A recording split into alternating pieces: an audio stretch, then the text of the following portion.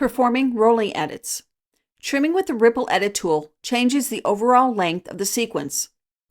This is because one clip gets shorter or longer, and the rest of the sequence moves to close the gap. There is another way to change the timing of an edit, a rolling edit, sometimes referred to as a double roller or dual roller trim.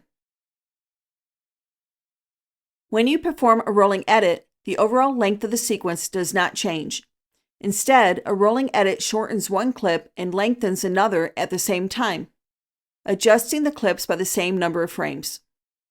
For example, if you use the rolling edit tool to extend a clip by 2 seconds, you will shorten the adjacent clip by 2 seconds.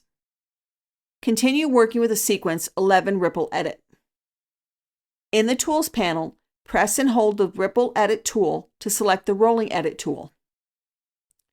Using the Rolling Edit tool to drag the edit point between shot 7 and shot 8, the last 2 clips on the timeline, use the Program Monitor split screen to find a better matching edit between the 2 shots, dragging the edit left to remove the camera shake.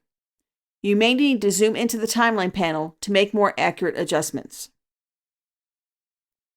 Try rolling the edit to the left 1 second and 19 frames.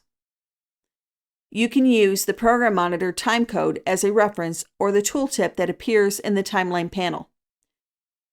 If you pre-position the playhead, the edit will snap to it as you drag, if snapping is enabled.